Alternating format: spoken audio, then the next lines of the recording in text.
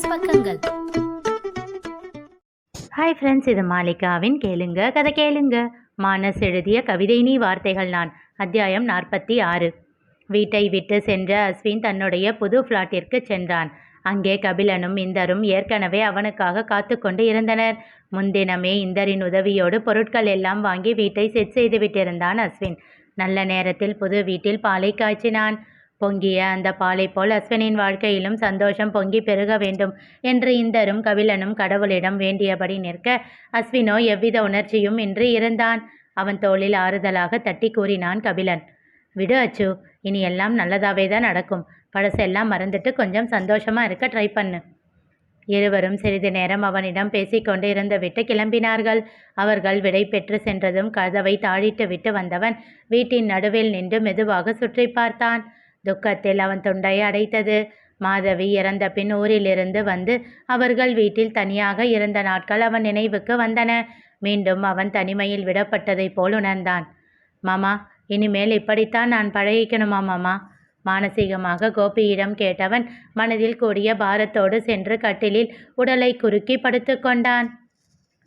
ரிதிமா, எதுக்காக இதெல்லாம் பண்ண? ஸ்ருதிக்காகவா என்றான் கோபி. அதற்கு பதிலாக ஆமாம் என்பதை போல் அவன் மார்பில் புதைந்து வெடித்து அழுதாள் ரிதன்யா. அவள் அழுவதை அவன் தடுக்கவில்லை. அனைத்து தலை கோதி ஆறுதல் அளித்தான். அவன் விழிகளும் நீரை சுரந்த வண்ணம் இருந்தன. சிறிது நேரம் கழித்து தன்னைத்தானே ஆசுவாசப்படுத்தி கொண்டவள் மெல்ல அவனிடம் இருந்து விலகி அருகில் அமர்ந்தாள். கண்கள் மூடி சாய்ந்து அமர்ந்து தன் அழுகையை மட்டுப்படுத்தி கொண்டிருந்தாள். அவளை பார்த்தவாறு அவள் புறம் திரும்பி அமர்ந்தவன் மெல்ல கேட்டான். ரிதி, ஸ்ருதி அச்சுவோட லைஃப்பில் வந்தா அதுக்கப்புறம் எப்பவும் நம்மளால் அவனோட லைஃப்பில் இருக்க முடியாதுடா வேதனையோடு கூறினான். விழிகள் திறந்த அவனை பார்த்தவள் தெரியும் மாமா என்றாள். அப்புறம் ஏம்மா? ஏன்னா அச்சு ஆசைப்பட்ட லைஃப் அவனுக்கு கிடைக்கணும் மாமா. அது சரி, ஆனால் அவனால் நாம் இல்லாமல் சந்தோஷமாக இருக்க முடியுமா? நாம் இப்படி தள்ளி இருக்கும்போது அவன் தன்னை மாற்றிக்க முயற்சி பண்ணுவான் மாமா. எனக்கு அந்த நம்பிக்கை இருக்குது. ஒரு நாள் அவன் என்கிட்ட சொன்னான், காதலிக்கிறவங்களையே கல்யாணம் பண்ணிக்கிற அதிர்ஷ்டம் எல்லாருக்கும் கிடைக்காத ரிதி அப்படின்னு. அப்போது எனக்கு தெரியல மாமா, அவனுக்கு அது கிடைக்கணும். அவளையே பார்த்து கொண்டிருந்த கோபி மெல்ல அவள் கன்னங்களை தன் கைகளில் தாங்கி கூறினான். ஆனா பொம்மு, உன்னை அவன் வெறுத்துட்டாண்டி. அதுவரை தற்காலிகமாக தடை செய்து வைத்திருந்த கண்ணீர் தடையை தாண்டி மீண்டும் அவள் கன்னங்களில் வழிந்தது. விரக்தியான புன்னகை ஒன்றை உதிர்த்தாள். பரவாயில்ல மாமா, விடுங்க. ஏன் அச்சுதானே, அவன் சந்தோஷமாக இருந்தால் எனக்கு அது போதும்.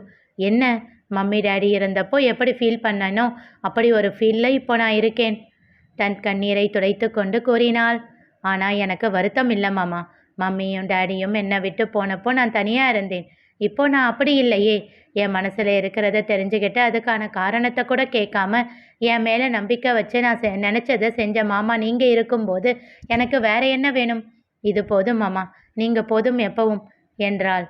அவள் முகத்தையே பார்த்து கொண்டிருந்த கோபி அவள் கூறிய வார்த்தைகளை கேட்டு சட்டென்று அவளை இழுத்து தன்னோடு அணைத்து கொண்டு வெடித்து அழுதான். அவளும் மனதில் இருக்கும் வலிக்கு ஆறுதல் தேடும் பாவையாக அவன் மார்பில் புதைந்தாள். சில நாட்களுக்கு முன் எல்லோரும் கூட்டமாக சந்தோஷத்தோடு வீட்டில் இருந்தபோது ஒரு நாள் மங்கையின் மகள் அழுது கொண்டு ரிதன்யாவிடம் வந்தாள். சமையல் அறையில் சிரித்து பேசியபடி வேலை செய்து கொண்டிருக்க அவள் அழுவதை கண்டு பதறினாள் ரிதன்யா. ஏ செல்லம், என்ன ஆச்சு? எதுக்கு அழற என்று அவளை இழுத்து கண்ணீரை துடைத்தவாறு கேட்டாள். இப்போ நீ எதுக்கு இவ்வளவு பதட்டப்படுற? அவளுக்கு வேற என்ன வேலை? எப்போ பார்த்தாலும் அடம் பிடிச்சுக்கிட்டு தான் இருப்பா என்றாள் மங்கை. சும்மா இருங்க நீ என்றவள். நீ சொல்லு செல்லம், என்ன ஆச்சு என்றாள். அண்ணா ஃபோனில் கேம் விளையாடிக்கிட்டு இருக்கான், என்ன சேர்த்துக்க மாட்டேன்றான் சிரித்தாள் ரிதன்யா. அவ்வளவுதானா? இதுக்கா அழற? சரி இரு, அத்தையோட ஃபோன் இருக்குல்ல, அதில் விளையாடு.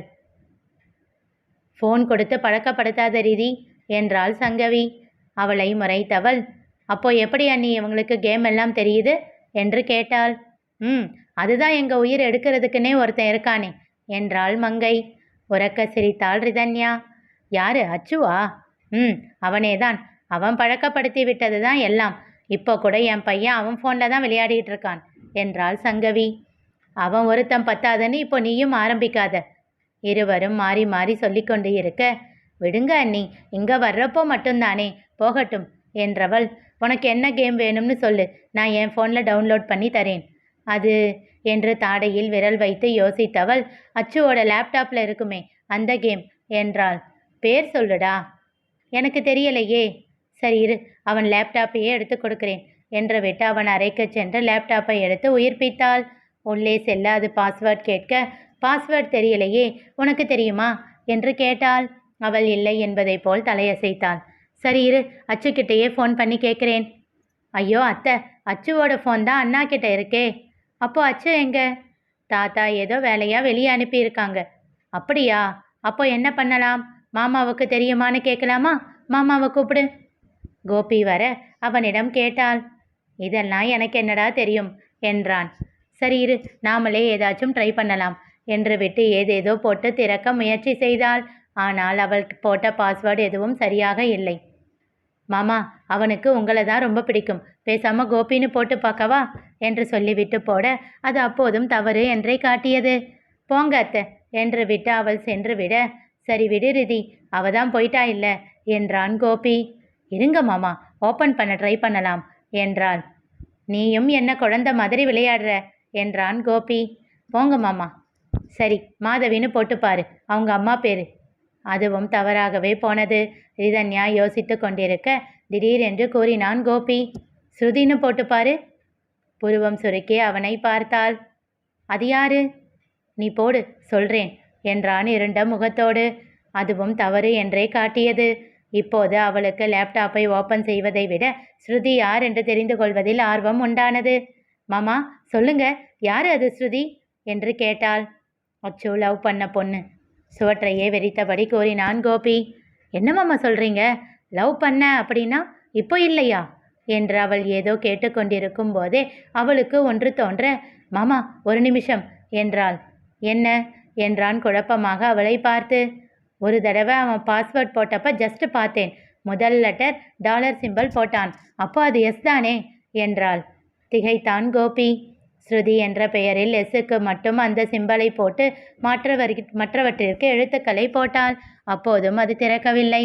சில நிமிடங்கள் கண்கள் மூடி யோசித்தவள், strong password, special characters and numbers என்றவள் ஒரு பேனாவை எடுத்து பேப்பரில் எழுதி பார்த்தாள்.